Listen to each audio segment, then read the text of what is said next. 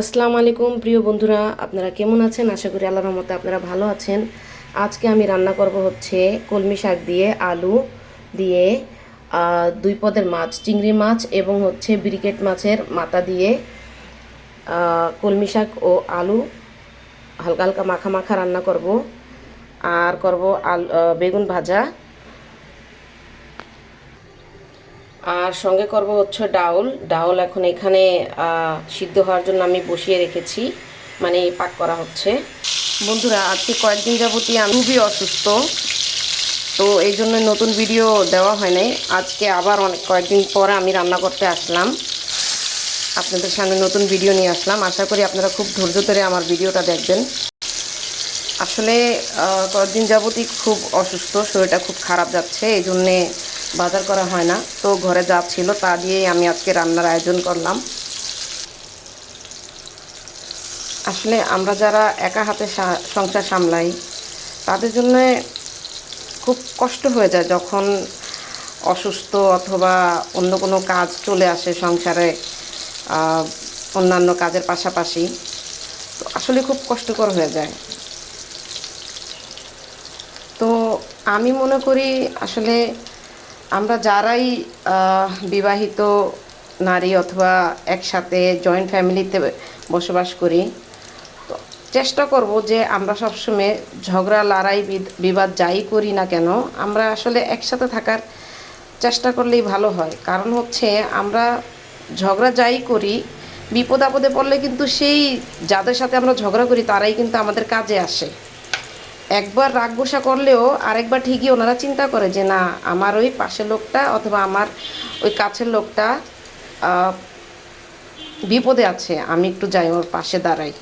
তো এই জন্য সবার কাছে আমার এটা অনুরোধ যে আপনারা যারাই আমার বোনেরা আছেন, চেষ্টা করবেন সবসময় শ্বশুর শাশুড়ি নন্ননাসের সঙ্গে থাকার।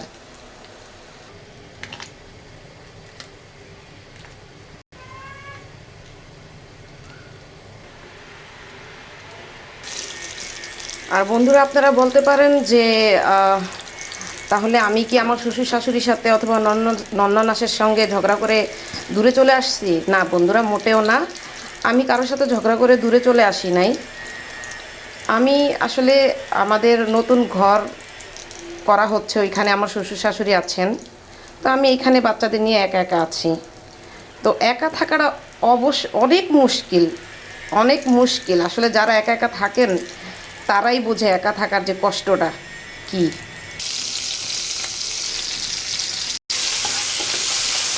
এবং আরও একটা কথা বলি, আমার যিনি শাশুড়ি মা, উনি অনেক ওপেন মাইন্ডেড, মানে এতটাই ওপেন মাইন্ডেড আছে না যে ছেলের সঙ্গে বাহিরে ঘুরতে গেলে একটা কমেন্ট করে, এবং বেশি খাইলে কমেন্ট করে, ভালো ভালো পোশাক পরলে কমেন্ট করে, মানে ব্যাড কমেন্ট যেটাকে বলে, গসিপ করে।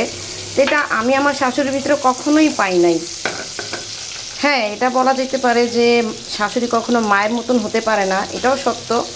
বাট অ্যাজ এ শাশুড়ি ওনার ভিতরে আমি কখনোই এই ব্যাড হ্যাবিটগুলো পাইনি।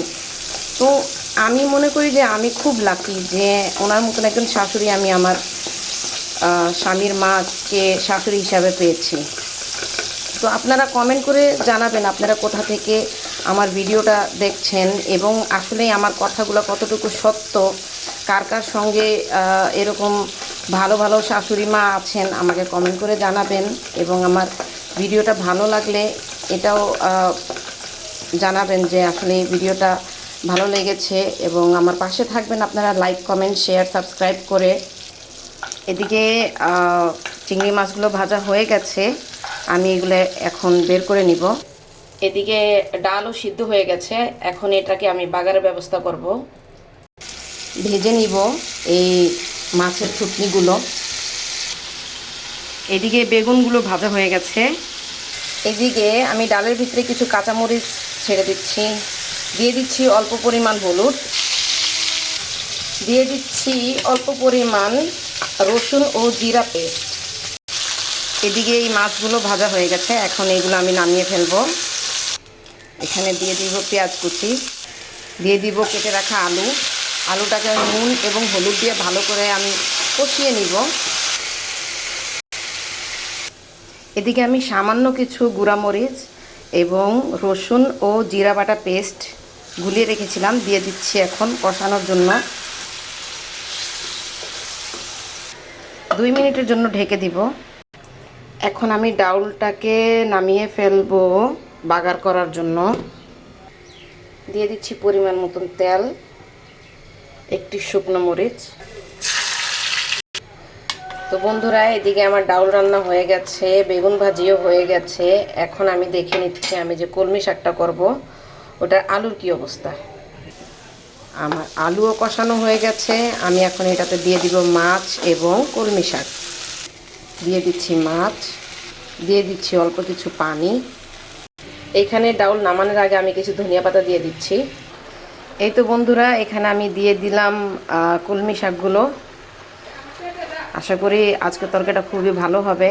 আর বন্ধুরা, আপনারা মনে কিছু নেবেন না, আমার ভিডিও যদি আপনাদের কাছে খারাপ লাগে অথবা আমার কথাগুলো যদি খারাপ লাগে, আমি আগে থাকতে ক্ষমা চেয়ে নিচ্ছি যে এই কথাগুলো বলেছি, কারণ এক একজনের সংসারে এক এক রকম সিচুয়েশন হয়। তো বন্ধুরা, একটা কথাই আছে না যে সিচুয়েশন টু ডিসিশন, আসলে এটাই সত্য। আমাদের সিচুয়েশনের উপর ভিত্তি করে আমাদের ডিসিশন নিতে হয়। তারপরে বন্ধুরা, আমি বলবো একাকিত্ব থাকার চাইতে একত্রে থাকা ভালো, এটাই আমি বলবো। তো দেখুন বন্ধুরা, আমার এই তরকারি রান্না কমপ্লিট। আপনাদের কাছে আমার ভিডিওটা কেমন লেগেছে এবং আমার কথাগুলো কেমন লেগেছে আপনারা কমেন্ট করে জানাবেন, এবং আমার চ্যানেলকে সাবস্ক্রাইব করবেন ডেলি ব্লগ বাই মিনারা, এবং আমার পেজকে ফলো করবেন ডেলি রুটিন বাই মিনারা। বন্ধুরা, সুস্থ থাকবেন, ভালো থাকবেন, হেলদি খাবার খাবেন। আল্লাহ হাফেজ।